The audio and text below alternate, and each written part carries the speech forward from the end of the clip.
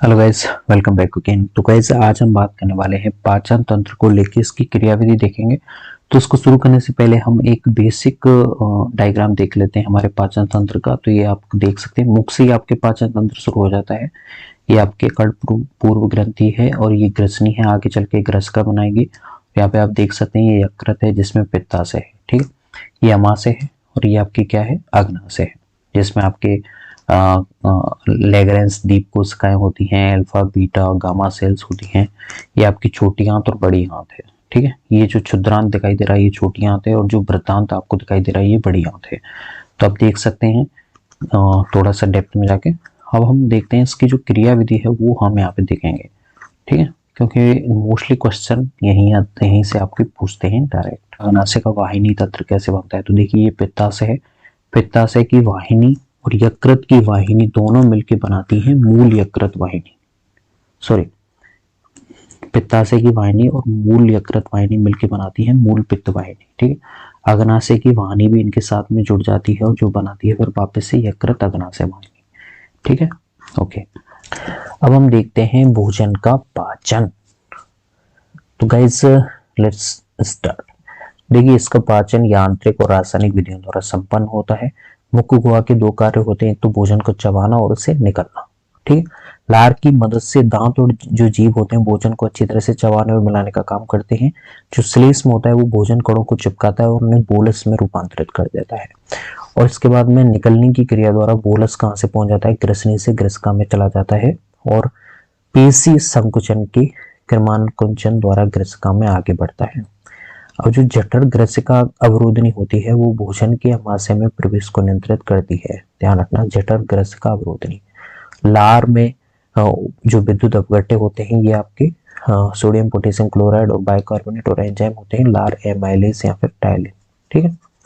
देखिए इसकी जो रासायनिक क्रिया है वो हम आगे पढ़ेंगे किस तरह से चलती है। तो यहाँ पे देखिए मुख्य गुहा में कार्बोहाइड्रेट को जल में अपघटित करने वाले एंजाइम होते हैं, जैसे टाइलिन है, एमाइलेज की सक्रियता से प्रारंभ होती है 30% स्टार्च इसी एंजाइम की सक्रियता से जो बाइसेकेराइड माल्टोज में अपघटित हो जाता है, ठीक है। जो लार में उपस्थित जो लाइसोजाइम होता है वो जीवाणु के संक्रमण को रोकता है। जैसे स्टार्च है, एमाइलेज एंजाइम आएगा, पीएच 6.8 में से माल्टोज में चेंज कर देता है। और माल्टोज क्या है, एक बाइसेकेराइड है जो दो ग्लूकोज के अणुओं से मिलकर बनी होती है, ठीक है।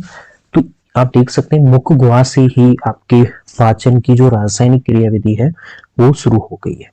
अब सबसे पहले आपके अमाशय आएगा और अमाशय में देखते हैं हम क्या क्या अभिक्रिया चलेगी। तो देखो अमाशय की म्यूकोसा में जठर ग्रंथियां उपस्थित होती है और वैसे मुख्य रूप से 3 प्रकार की कोशिकाएं होती हैं। एक होती है आपकी श्लेष्मा ग्रीवा कोशिकाएं, एक होती है मुख्य कोशिकाएं, एक होती है भित्तीय कोशिकाएं, ठीक है। अब देखिए श्लेष्मा म्यूकस का इसके द्वारा होता है म्यूकस का स्रावण, और जो मुख्य कोशिकाएं होती हैं जिन्हें हम पेप्टिक सेल्स भी बोलते हैं ये सीक्रेट करती हैं पेप्सिनोजन का, ठीक है। और जो भित्तीय कोशिकाएं जिन्हें ऑक्जेंटिंग कोशिकाएं कह सकते हैं ये एचसीएल अम्ल या फिर नेज कारक एचसीएल अम्ल या फिर जो नेज फैक्टर्स होते हैं उनका क्रिएशन करती है। और नेज फैक्टर कैसे होते हैं, विटामिन B12 के अवशोषण के लिए आवश्यक होते हैं। अब आपसे पूछा जाए अमाशय कितने घंटे तक भोजन का संग्रह कर सकता है, तो ये 4 से 5 घंटे तक भोजन को संग्रहित कर सकता है। ओके, अब देखिए अमाशय की पेशी दीवार के संकुचन द्वारा भोजन अम्लीय जठर रस से पूरी तरह से मिल जाता है जिसे कायम कहते हैं। तो अमाशय में जो स्टोर किया हुआ भोजन है उसे आप क्या कहते हैं, कायम। Okay okay, let me raise it.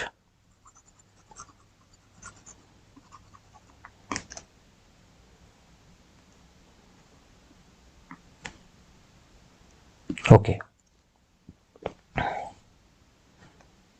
अब देखिए अब क्या होगा, प्रो एंजाइम पेप्सिनोजन आएगा और वो एचसीएल के संपर्क में आके प्रो एंजाइम पेप्सिनोजन है वो एचसीएल के कांटेक्ट में आएगा और ये चेंज हो जाएगा पेप्सिनोजन में, ठीक है। प्रो एंजाइम यानी कि ये पेप्सिनोजन का पहला इनएक्टिव फॉर्म है और ये सक्रिय एंजाइम जैसे चेंज कर देगा इसे पेप्सिन में तो ये अमाशय का प्रोटीन अपघटनीय एंजाइम बन जाता है, ठीक है। और पेप्सिन है वो प्रोटीन को किस में चेंज कर देती है, प्रोट्यूस में और पेप्टॉन्स में। किसमें, प्रोटॉन्स और पेप्टॉन्स में चेंज कर देती है, यानी प्रोटीन को तोड़ देगी। और प्रोटीन का है अमीनो अम्लों का बहुलक होता है। तो ये जो पेप्सिनोजन आता है, ठीक है, ये प्रोटीन को तोड़ देता है पेप्टॉन्स में और प्रोटियोस में, ठीक है। देखिए, जठर रस में उपस्थित जो श्लेष्म में म्यूकस और बाइकार्बोनेट है वो उपकला स्तर का स्नेहन करते हैं और अत्यधिक सांद्रक HCl अम्ल से बचाव करते हैं। तो म्यूकस की जो लेयरिंग है वो HCl अम्ल से इसकी उपकला स्तर की सुरक्षा करके रखती है। अब देखिए, HCl अम्ल क्या होता है, पेप्सिनों के लिए उचित अम्लीय माध्यम तैयार करके रखता है जिससे पूरी तरह से एक्टिव होते रहते हैं। अब देखिए, नवजातों की जो जठर रस है उसमें रेनिन नाम का प्रोटीन अपघटनीय एंजाइम होता है। ये नवजातों में ही मिलेगा। अगर आपसे पूछा जाए किस में मिलेगा, तो ये नवजातों में ही देखने को मिलेगा और किसी में देखने को नहीं मिलेगा, ठीक है। ओके, आगे बढ़ते हैं।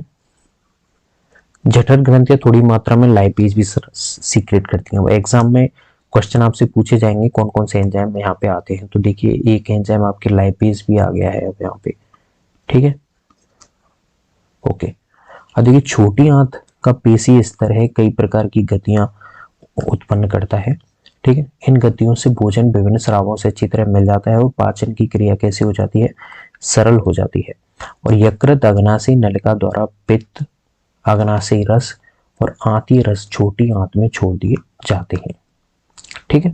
अग्नाशयी रस में पूछा जाए तो कौन कौन से एंजाइम मिलेंगे, तो यहाँ पे ट्रिप्सिनोजन मिलेगा, काइमोट्रिप्सिनोजन मिलेगा, प्रोकार्बोक्सीपेप्टिडेज मिलेगा, एमाइलेज मिलेगा और न्यूक्लियस एंजाइम निष्क्रिय रूप में उपस्थित होते हैं। अब इन्हें सक्रिय रूप में कैसे चेंज किया जाता है वो हम यहाँ पे देखते हैं। तो देखिए, यहाँ पे आंत म्यूकोसा, आंत की जो लेयरिंग है म्यूकोसा वाली, उसके द्वारा एक एंजाइम सीक्रेट किया जाता है एंटेरोकाइनेज, जो ट्रिप्सिनोजन को सक्रिय ट्रिप्सिन में चेंज कर देता है, जो अग्नाशयी रस के सारे एंजाइमों को एक्टिवेट करता है। तो सबसे पहले ट्रिप्सिनोजन आएगा, वो सक्रिय ट्रिप्सिन में चेंज होगा, वो आगे जाके काइमोट्रिप्सिनोजन, प्रोकार्बोक्सीपेप्टिडेज, एमाइलेज, न्यूक्लियस सभी को एक्टिव कर देता है, ठीक है। अब देखिए, ग्रहणी में जो ड्यूडेनम में प्रवेश करने वाला जो पित्त होता है उसमें पित्त वर्णक होते हैं बिलिरुबिन और बिलिवर्डेन। अगर इनकी सांद्रता ज्यादा हो जाती है तो आपको होता है पीलिया। कौन सा रोग, पीलिया रोग। अब देखिए, पित्त लवण भी मिलेगा, कोलेस्ट्रॉल भी मिलेगा, फॉस्फोलिपिड भी मिलेगा, लेकिन कोई एंजाइम नहीं होता है।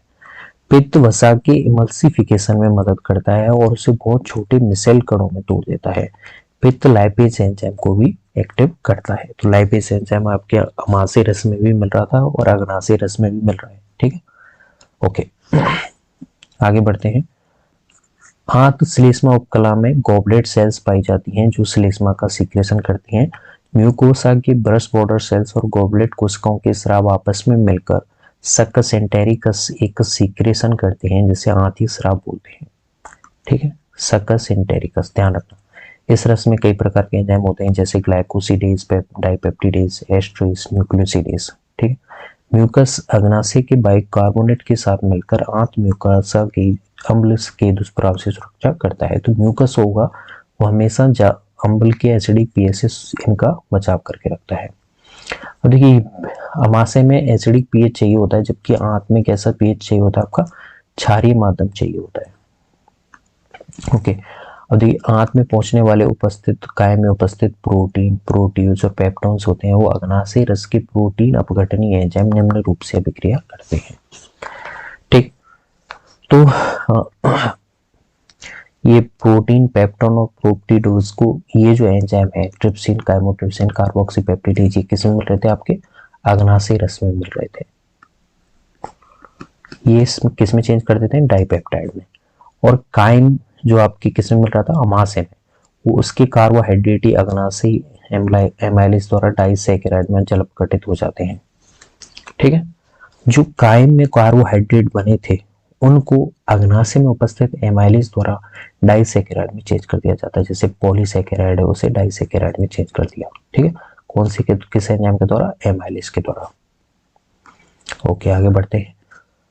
अब देखिए लाइपेज के द्वारा वसा को तोड़ दिया जाता है डाइग्लिसराइड में, फिर उसे मोनोग्लिसराइड में तोड़ दिया जाता है, क्योंकि वसा किससे मिलकर बना होता है, वसीय अम्ल और ग्लिसरॉल से। ठीक है। अग्नाशय रस के न्यूक्लियस होते हैं, वो न्यूक्लिक अम्लों को न्यूक्लियोटाइड में तोड़ देते हैं, फिर न्यूक्लियोसाइड में उसे तोड़ दिया जाता है। और न्यूक्लियोसाइड में अगर आप फॉस्फोरस ग्रुप जोड़ देते हैं तो क्या बना देता है, न्यूक्लियोटाइड बना देता है। ठीक है। अब आंती रस में देख लेते हैं, आंती रस में किस तरह से पाचन किया जाता है। तो आंती रस के एंजाइम निम्न अभिक्रिया के अंतिम उत्पादों को पाचित करके अवशोषण योग्य सरल रूप में बदल देते हैं। ठीक है। पाचन के यह अंतिम चरण आंत के म्यूकोसा उपकुलों कोशिकाओं के बहुत संपन्न नजदीक होते हैं। जैसे डाइपेप्टिडेज एंजाइम है, वो डाइपेप्टाइड को अमीनो अम्लों में चेंज कर देता है। माल्टीज जो एंजाइम है वो माल्टोज को ग्लूकोज के 2 अणुओं में चेंज कर देता है। लैक्टेज है वो लैक्टोज को ग्लूकोज और कैलेक्टोज में चेंज कर देता है। सुक्रेज है वो सुक्रोज को ग्लूकोज और फ्रक्टोज में तोड़ देता है। तो आपसे पूछा जा सकता है कि लैक्टोज किस में टूटता है, माल्टोज किस में टूटता है, या फिर सुक्रोज किस में टूटता है। न्यूक्लियोटाइडेज है वो न्यूक्लियोसाइड में, फिर वो शर्करा और क्षारों में टूट जाता है। डाई और मोनोग्लिसराइड वो लाइपेज के द्वारा वसीय अम्ल और ग्लिसरॉल में तोड़ दिए जाते हैं। ठीक है। अगर आपसे पूछा जाए कि सबसे ज्यादा जो अवशोषण होता है वो छोटी आंत में होता है, बड़ी आंत में भोजन का संग्रहण किया जाता है। देखिए सरल पदार्थ, निर्मित सरल पदार्थ छोटी आंत के अग्र क्षुद्रांत या फिर क्षुद्रांत भागों में अवशोषित होते हैं। अपचित या फिर अनवशोषित पदार्थ बड़ी आंत में चले जाते हैं। बड़ी आंत में कोई भी महत्वपूर्ण पाचन क्रिया नहीं होती है। बड़ी आंत का कार्य होता है जल, खनिज लवण और औषधि का अवशोषण करना, श्लेष्मा का सीक्रेशन करना, जो अपचित उत्सर्जित पदार्थीय कणों को चिपकाने और श्रेयन होने के कारण उनका बाह्य निकास आसानी से बनाता है। अपचित और अवशोषित पदार्थों को मल कहते हैं, जो अस्थायी रूप से मल त्यागने से पहले तक मलाशय में रहता है। ओके। अब इतना ज्यादा डेप्थ में जाने की जरूरत नहीं है। और यहाँ पे आप देख सकते हैं कार्बोहाइड्रेट, प्रोटीन और वसा की स्थूल ऊष्मीय मान क्रम से 4.1 किलो कैलोरी, 5.65 किलो कैलोरी और 9.45 किलो कैलोरी है। जबकि उनका कार्य की मान कितना है, थोड़ा 4 किलो कैलोरी और 9 किलो कैलोरी होता है। ठीक है। This will be all about पाचन अभिक्रिया विधि। ठीक है, जिसमें एंजाइम आए हैं अग्नाशयी रस के, आंतीय रस के या फिर अमाशय रस के।